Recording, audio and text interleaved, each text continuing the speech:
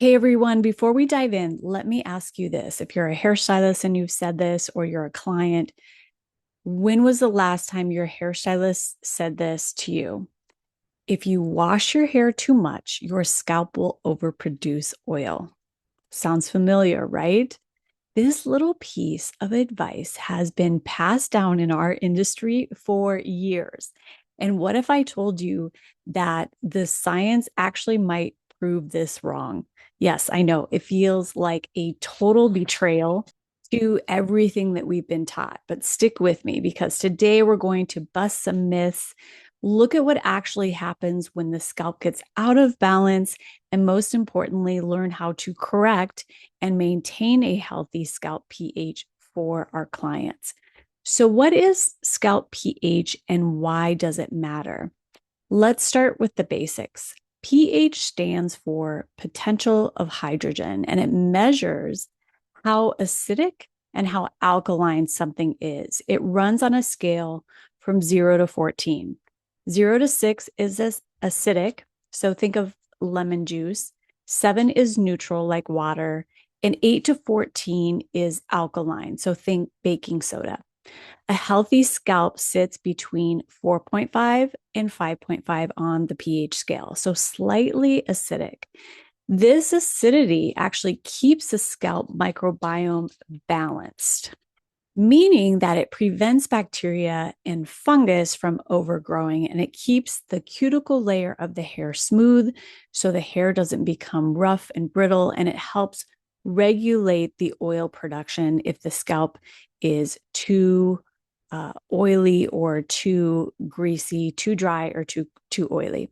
When the scalp is out of balance, we start seeing oiliness, flakiness, itching, irritation, and even hair shedding.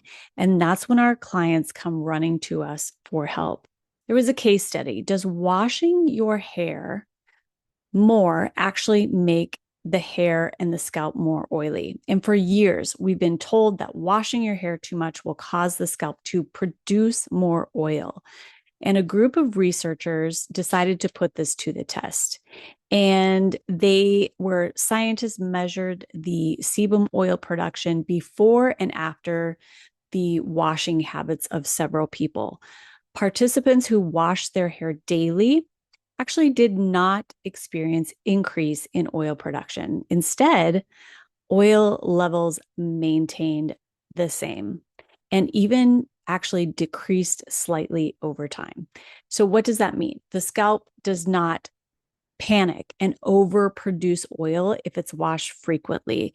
The way I was taught was that if you wash your hair and you remove all that oil, the oil gland is like, oh, uh, there's no more oil. We have to produce more oil.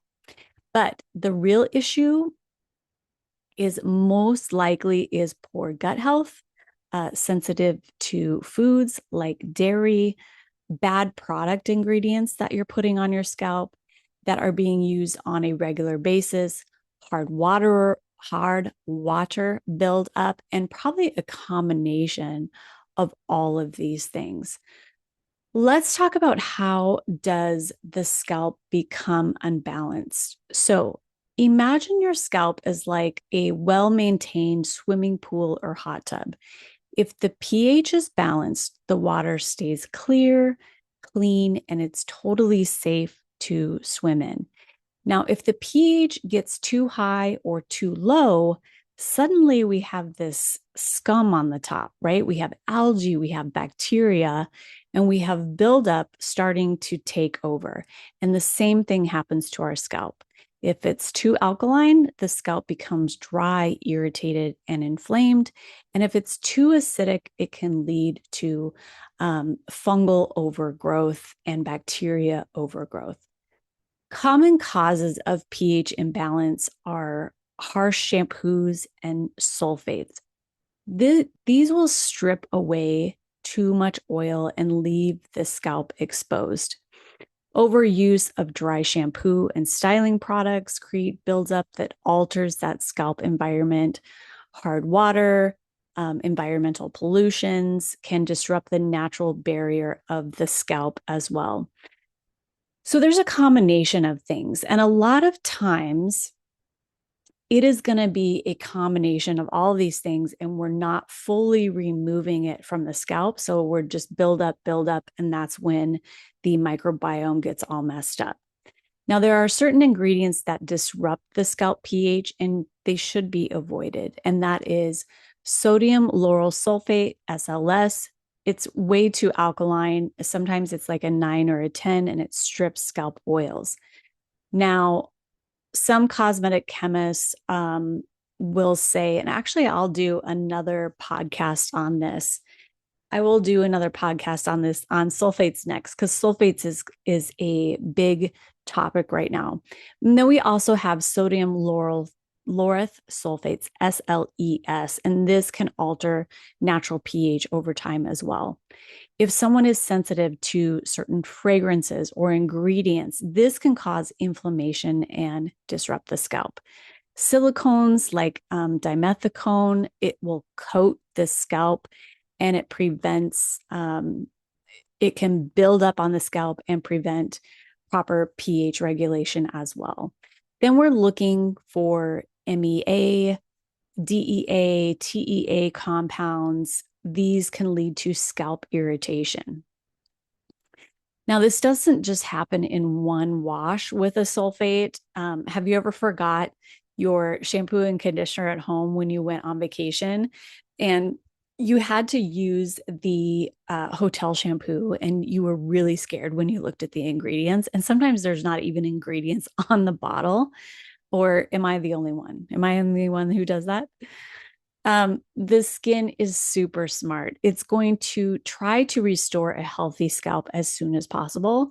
But if there are other factors, several factors against us, if we have well water or hard water that is sticking to the scalp, if we're applying dry shampoo every single day with harsh ingredients, and we already have a dry scalp, then you can see how this might be too many things that the scalp can keep up with.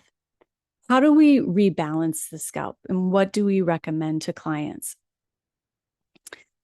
We want to recommend pH balancing shampoos and treatments. So we want to recommend hair shampoos that are 4.5 to 5.5 in the pH range.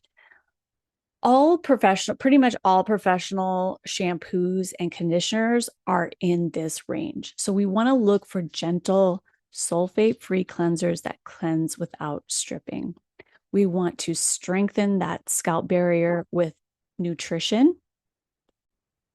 And we really want to encourage our clients to get scalp detox treatments or scalp treatments once a month, or when they come in for their services, to remove all of the product buildup, the hard water, and environmental pollutants, right? The healthier the scalp that we have, the better the hair we have. Education is power to your clients. And at the end of the day, it's our job isn't just about styling hair. And if you're listening to my podcast, then you know this and you're already so smart. And it's about helping clients understand what's really happening beneath the surface and why we recommend what we recommend. Like I said, if you have a balanced scalp, you will have better hair growth, less shedding, and healthier hair. So your homework as a hairstylist or hair professional, start checking the pH levels of your products that you use on clients. Share these tips on your social media to educate your clients. And this is why I want my clients to use sulfate-free products. And I will be doing another podcast on this because there's so much misinformation out there, and your clients need to know why you want them to use what they're using. And it will, sulfate strip color. They do all these things. They clog the pores, they clog the hair. And so we need to educate our clients on all of this and offer those scalp detox treatments as an add-on services. It doesn't take that long, and it will really boost your revenue And who doesn't want that? Make sure that, if you're just going to do quick scalp treatments, you can do 10 or 15 minutes with that. Or if you want to do a full, like relaxing service and scalp facial, do that. But these will benefit your clients and really benefit your revenue as well. All right, you guys, I hope you all have a good hair day.